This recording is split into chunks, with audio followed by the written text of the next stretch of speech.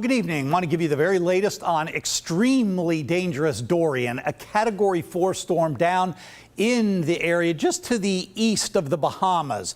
You can see the Bahamas chain all right in there with all the islands. This is a classic looking storm, perfectly defined like a donut or a bagel with a hole in the middle, the eye small and right there in the center of all the central dense overcast, as we call it.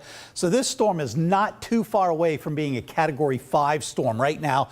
Winds of 150, gusting to 185 miles per hour. It has begun to slow a bit, now down to just westerly at 8 miles per hour. And the pressure keeps falling down to 941 millibars. So it's 155 miles east of Great Abaco in the Bahamas. You can see by Sunday afternoon, it's right about in the north sort of area there of the Bahamas chain.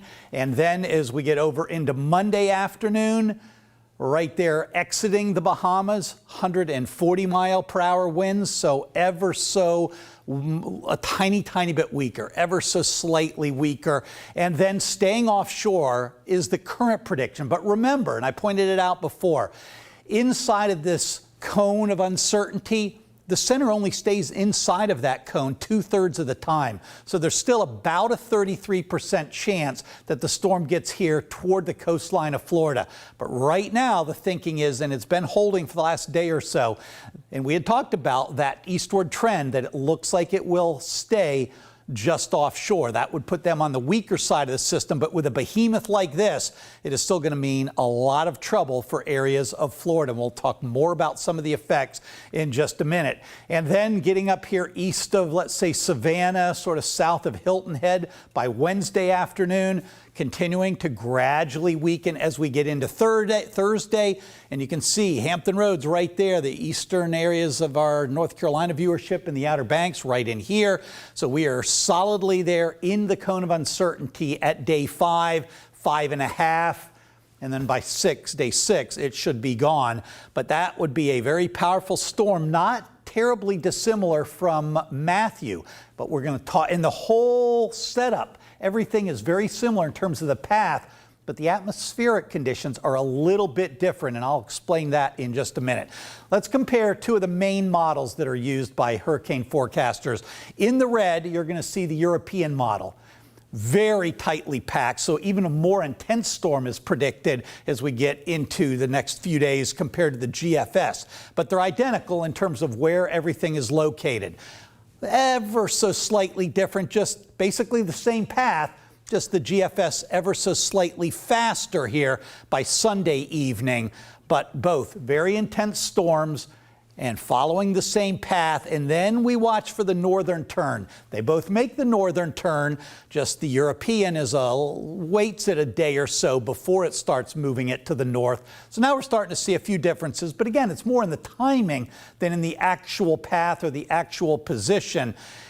Watch what happens then. They both move it parallel to the coastline of Florida, a little closer for the GFS, but both of them causing some problems here in areas all along the coastline of Georgia, South Carolina.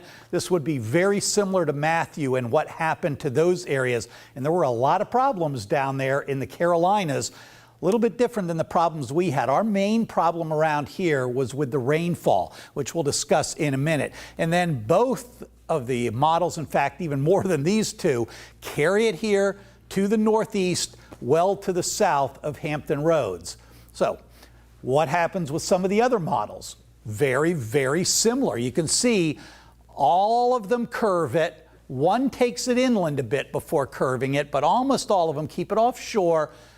Head it, well, there's one that brings it up over the Albemarle Sound, Pamlico Sound, but everybody else keeps it just offshore, which is what the current thinking is. So some fluctuations in strength are likely. A turn to the north is still very likely near Florida. We're unsure if that will be offshore, inland, or on the coast, but right now the thinking is offshore.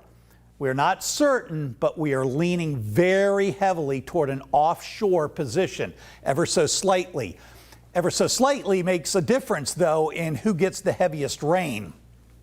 This is the European model and what areas would get the heaviest rain. Remember, it was a tiny bit more off the coastline. As a result, The heaviest rain, excuse me, 20 inches of rain would be Wilmington, North Carolina, up here through the Cape Fear area. And then Hampton Roads is in this sort of brownish area, which is 5 to 7 inches of rain. That would still cause some flooding issues because that's fresh water on top of the high tides we would have with the storm surge. So we would certainly see issues. Now here's the American model, the GFS rainfall.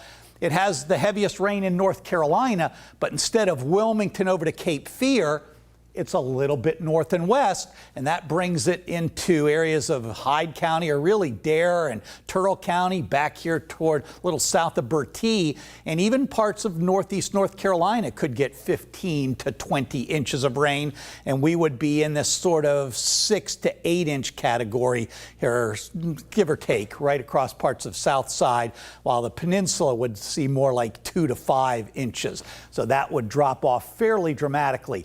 So that's the rainfall amount, and here's how we get there. You'll see the same thing that I was talking about. The American model brings it closer to the coastline, so the heaviest rain is right in here near the coastline and then out through parts of our viewing area, whereas the European model ever so slightly farther to the east.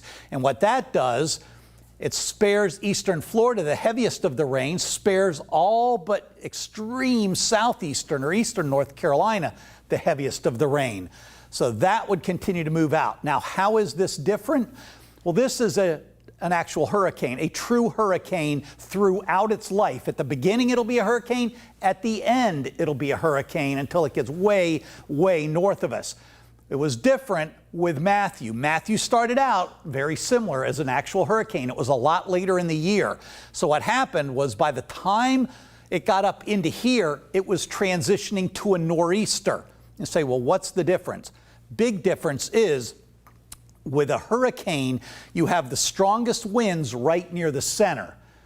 With a nor'easter, they spread out. With high pressure to the north and the nor'easter developing, everything gets squeezed, and those winds, the strongest winds, are in a band north of the center, distinctly north. That's why we had the strong winds with Matthew, even more than they did in places like Cape Hatteras and some of the southern areas. This one likely would tend to keep the strongest winds right near the center. Same thing with the heaviest rainfall. The heaviest rain bands moved out in that convergent zone between the high to the north and the low pressure that was offshore. So we ended up with some of the heaviest rain in northeast North Carolina and southeast Virginia here locally as that storm was transitioning. Now this one will be caught by a cold front, so it's not going to be completely confined to the center, the heaviest rain. But again, I think things would be a little bit different. Also, remember, Matthew stalled out.